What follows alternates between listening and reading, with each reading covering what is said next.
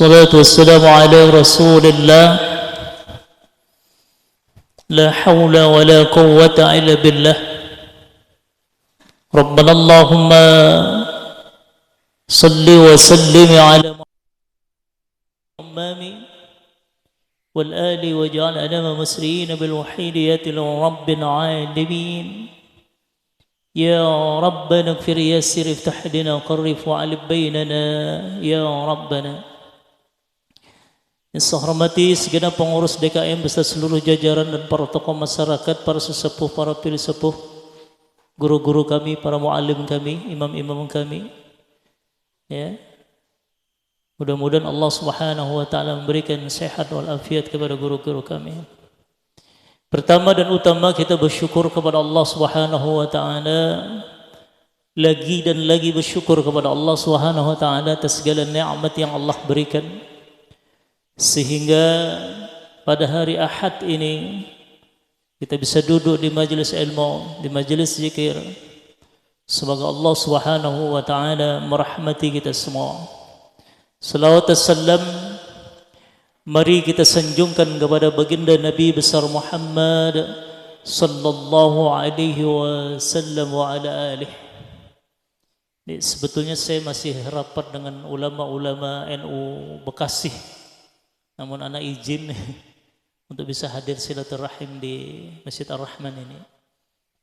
Dalam persiapan pelantikan, memang setiap wilayah harus ada orang-orang NU yang kuat. Karena masih banyak orang-orang menyusup gitu ya. Di Babelan itu ada beberapa masjid yang menjadi statusnya tuh RW yang megang sudah. Karena ada tarik ulur kekuasaan lah ya, ada paham tertentu yang menguasai. Maka harapan saya di masjid ini orang-orang Nahdlatul Ulamanya lebih kuat, guru kita kuat, ustaz-ustaz kuat. Ya, sebetulnya kelompok mereka sedikit, gitu. Tapi mereka berani. Oh, di Babelan itu kalau sholat sop nomor dulu, pertama. Kita masuk sop ke depan malu-malu. Depan duluan. Ya, maka itu pesan para ulama-ulama, apalagi Syekh Nur Ali, ya, pendiri pimpinan Pondok Pesantren At-Taqwa, mengingatkan kita untuk menguatkan barisan Nahdlatul Ulama. Ya, wallahu a'lam. Mohon doa, sebetulnya makin sibuk saya, kebetulan saya ketua lembaga dakwahnya. Mudah-mudahan masih bisa silaturahim ke masjid ini ya. Hadirin yang mulia, pertama kita berdoa kepada Allah di majelis yang mulia dan hanya berharap kepada Allah Subhanahu wa taala semoga Allah Subhanahu wa taala memudahkan urusan-urusan kita, mengampuni dosa-dosa kita ya Allah, ampuni dosa saya ya Allah. Al-Fatihah ta'ala bin niyatil futuh wal munuh salihatil jasadil ruh wa taubatan nasuh إلى حضرة سيدنا محمد صلى الله عليه وسلم. فاتحة. أعوذ بالله من الشيطان الرجيم. بسم الله الرحمن الرحيم. الحمد لله رب العالمين الرحمن الرحيم مالك يوم إياك نعبد وإياك نستعين اهدنا الصراط المستقيم صراط الذين أنعمت عليهم غير المغضوب عليهم ولا الضالين. يا رب بالمصطفى بلغ مقاصدنا واغفر لنا ما مضى يا واسع الكرم يا رب.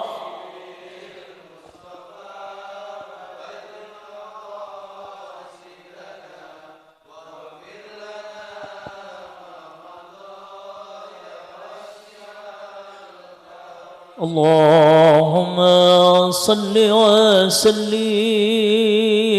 وبارك عليه وعلى آله.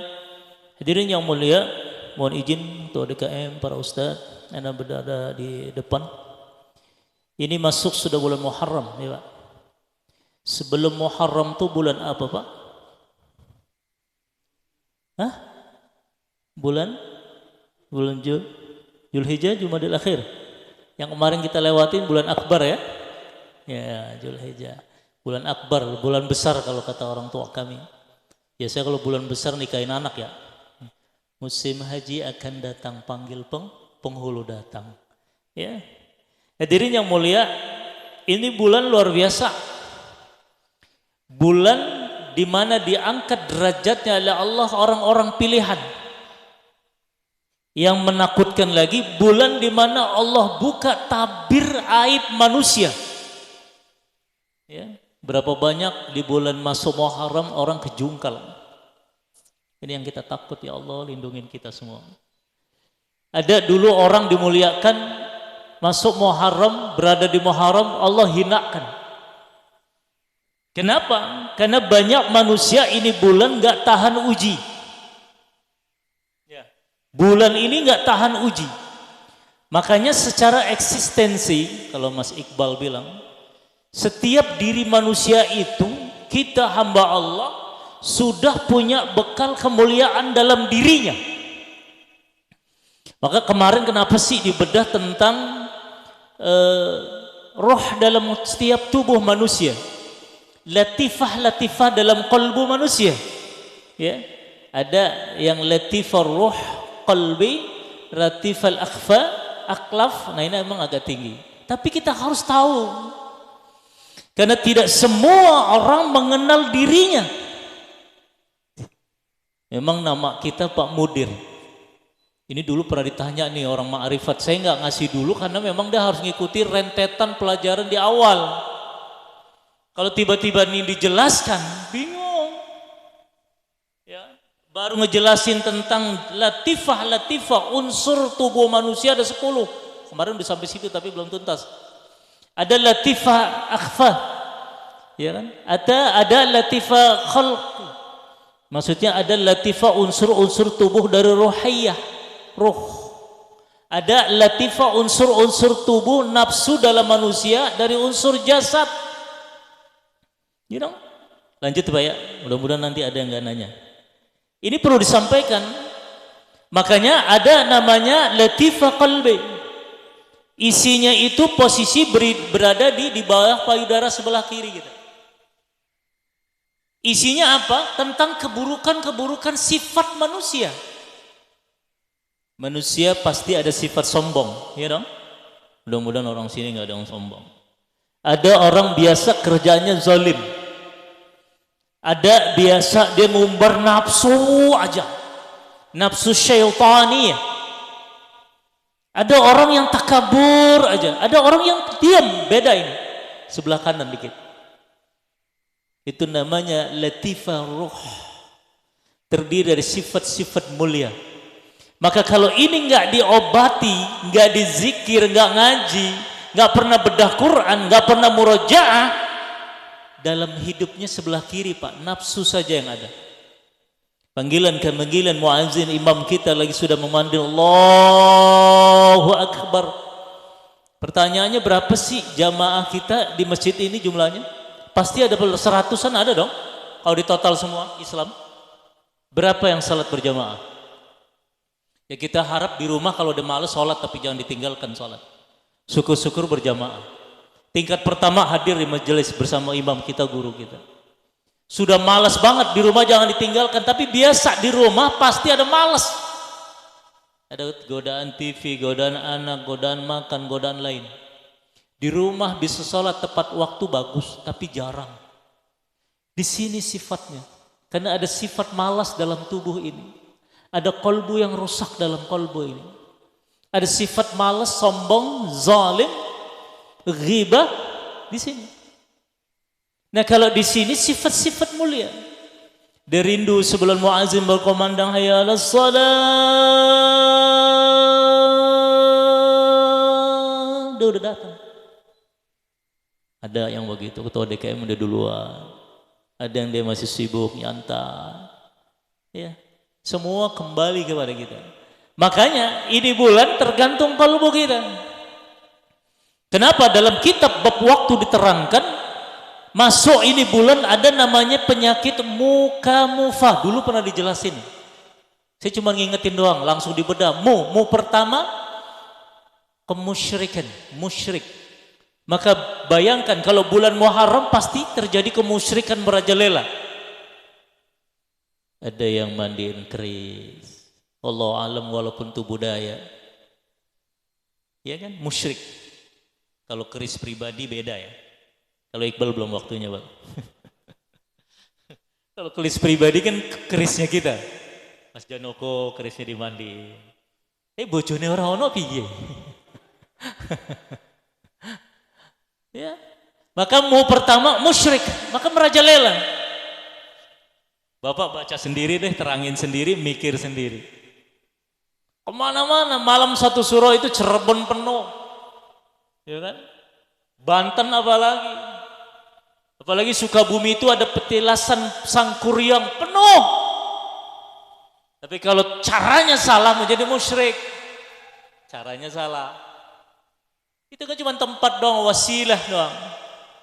Bahwa ini dulu pernah datang orang-orang alim di negeri ini. Sebelum kita ada kerajaan, Pak. Itu bukan hoa. Itu adalah turunan-turunan Nabi, wali-wali Allah. Ya. Wali-wali kutub yang Allah turunkan, Allah perintahkan melalui Nabi hadir di Indonesia. Dulu saya punya kitabnya itu, Pak. Dipinjem gak pulang-pulang tuh kitab. Karena udah gak ada. Indonesia garis khatulistiwa dari Jogja merentet khatulistiwa itu kalau diledakkan hancur Jawa dan Indonesia. Siapa yang datang? Nabi perintahkan datang ke negeri ini, tapi kita nggak tahu. Itu bukunya hilang, mahal banget dulu, kitabnya segini saya. Sama dulu jalan kitab, jalan hidayah. Macam-macam kitab mahal-mahal nggak pulang-pulang. Ini mah kitab-kitab sisa-sisa semua. Tafsir Jalalain. Jadi Pak, ini Muharram. Lanjut, mu. Yang kedua yang kedua kafir. Banyak orang ingkar kepada Allah. Banyak orang pindah agama. Orang katakan sekarang, ya mohon maaf ya. Agama sama, ya. Secara negara memang sama. Secara syariat beda. Biasanya kalau lab begini nggak ada yang mau baca. Demi Allah Pak, Tuhan kita udah beda. Cara ibadah kita beda dong. Ya dong. Makanya Pak, sholat harus berkualitas. Pahami bacaan sholat. Banyak orang yang kafir Pak di bulan ini.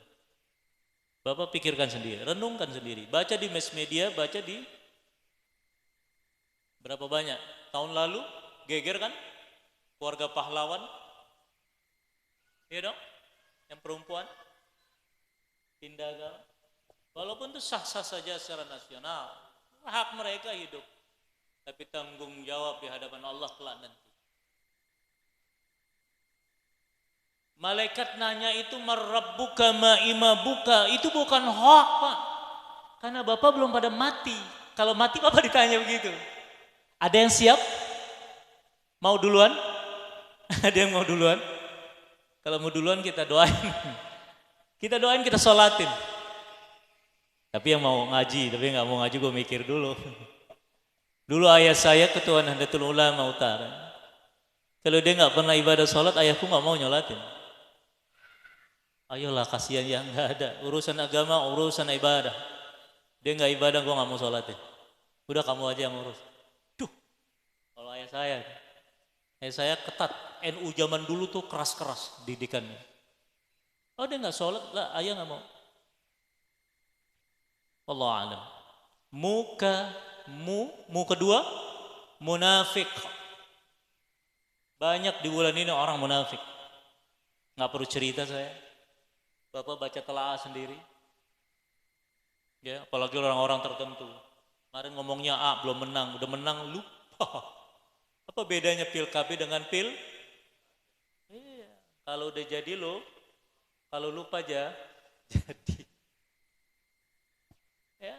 Banyak orang munafik. Jadi muka mufa itu nih bulan. Mu pertama musyrik, yang kedua muka kafir. Yang kedua munya munafik. Yang ketiga muka mufa, fanya fasik. Buktikan aja. Enggak usah jauh-jauh di majelis kita ini. Berapa orang sebetulnya jamaah gitu? Taruh 50.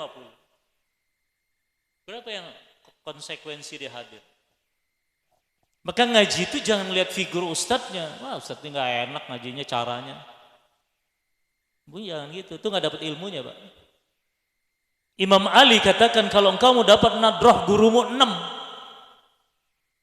Pertama, muliakan gurumu. Kalau saya memang nggak perlu, Pak.